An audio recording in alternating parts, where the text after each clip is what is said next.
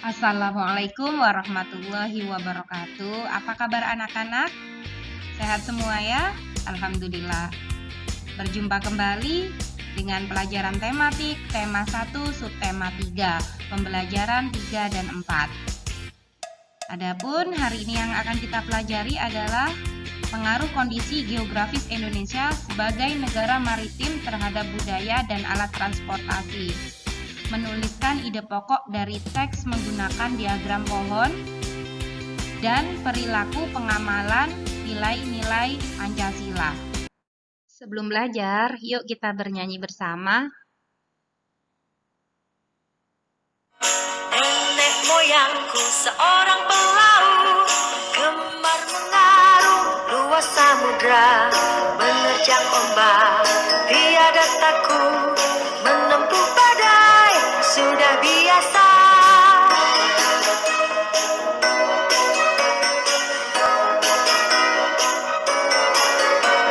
Angin bertiup, layar terkembang, ombak berdebar di tepi pantai. Pemuda berani bangkit sekarang, ke laut kita beramai-ramai.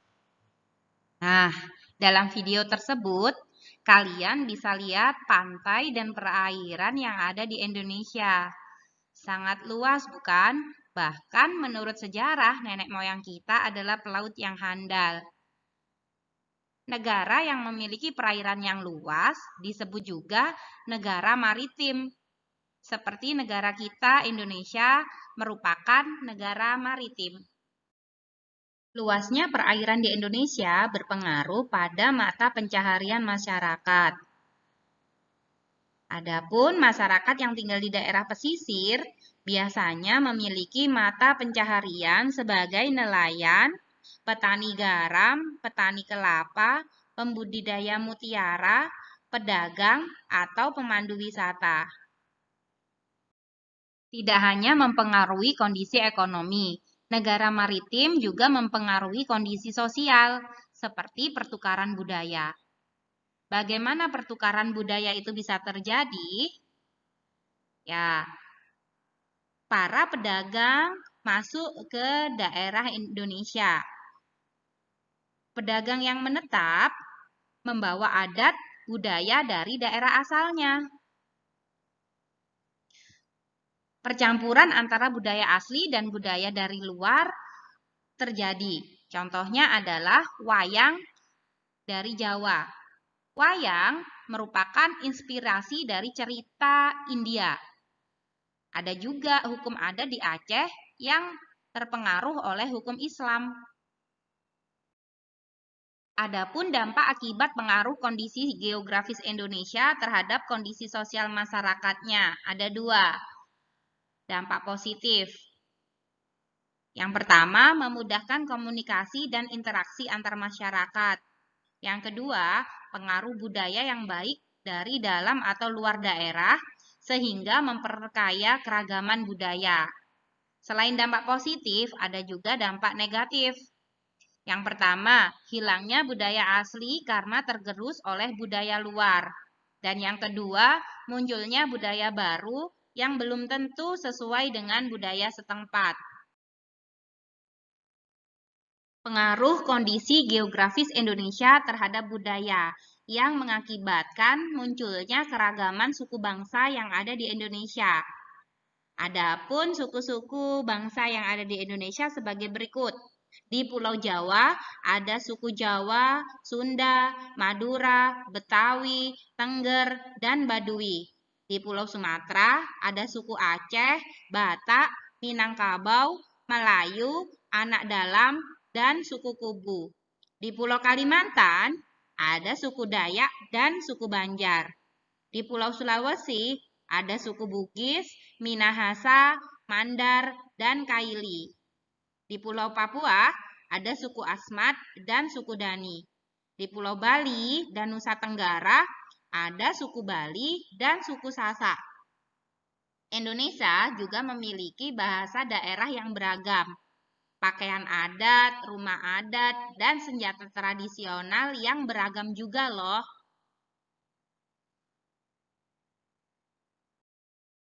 Selanjutnya adalah pengaruh kondisi geografis Indonesia terhadap alat transportasi.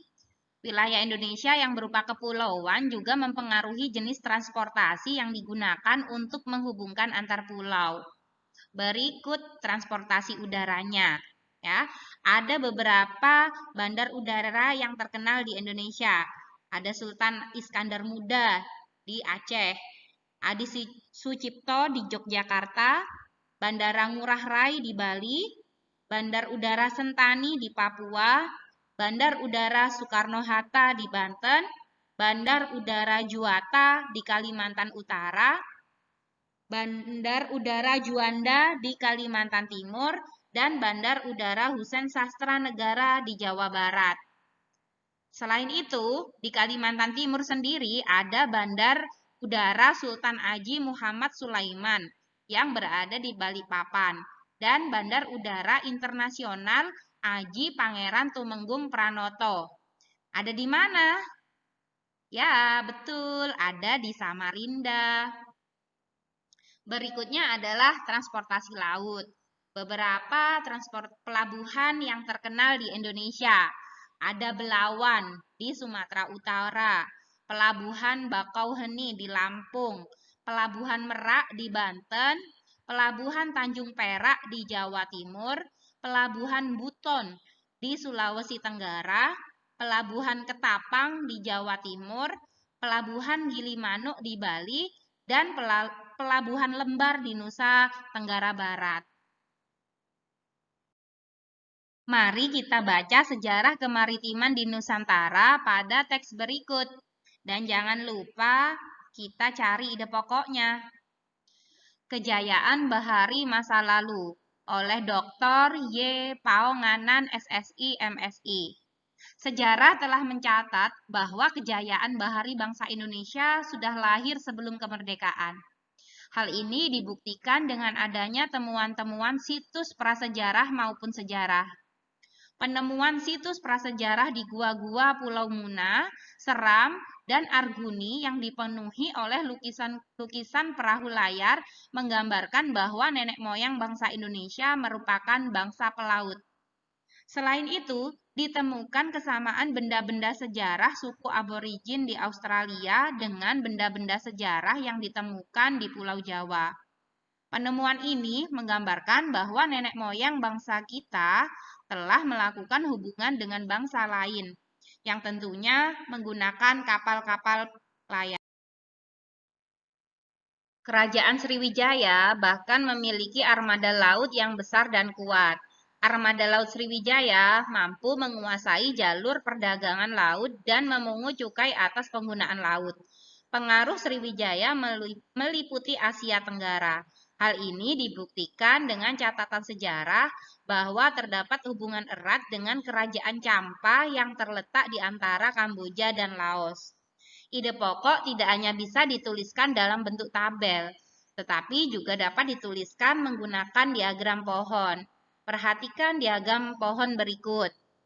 Kalian bisa menuliskan judul teks yang sudah kita baca. Berikutnya, kalian tentukan ide pokok paragraf pertama. Selanjutnya adalah tentukan ide pokok paragraf kedua. Dan yang terakhir, tentukan ide pokok paragraf ketiga. Selamat mengerjakan ya, ini tugas kalian. Walaupun negara Indonesia terdiri dari beberapa pulau dan sangat luas, masyarakat Indonesia disatukan oleh semboyan Bhinneka Tunggal Ika, yang artinya berbeda-beda tetapi satu jua. Ada yang tahu semboyan tersebut ada pada gambar apa? Ya, benar, ada pada gambar Garuda Pancasila. Nah, berikut nilai-nilai luhur yang terkandung pada setiap sila Pancasila. Sila pertama menunjukkan bahwa setiap warga negara berhak memeluk agama sesuai yang dianutnya. Sila kedua menunjukkan bahwa setiap warga negara memiliki hak dan kewajiban sebagai warga negara. Sila ketiga menunjukkan setiap warga negara diharuskan mencintai tanah air dan menjaga rasa persatuan dan kesatuan dalam keragaman suku, agama, dan budaya. Sila keempat menunjukkan setiap warga negara harus mengutamakan kepentingan bersama, tidak memaksakan kehendak dan musyawarah secara mufakat. Sila kelima menunjukkan setiap warga negara harus memiliki sikap gotong royong dan peduli sesama. Pengamalan nilai-nilai Pancasila dalam kehidupan sehari-hari. Contohnya adalah pemain bola yang sedang berdoa bersama sesuai keyakinan masing-masing. Mereka melaksanakan pengamalan nilai-nilai Pancasila sekaligus. Ada 3 sila yang mereka amalkan, yaitu sila pertama, sila kedua, dan sila ketiga. Mari kita buktikan. Sila pertama, pengamalan dalam menjalankan ibadah sesuai agama masing-masing. Jadi, mereka mengamalkan ajarannya, yaitu berdoa sebelum melakukan suatu aktivitas. Kemudian yang kedua, mengamalkan sikap tidak membeda-bedakan antar agama. Di sini ada Islam, ada Kristen, tetapi mereka tidak membeda-bedakan.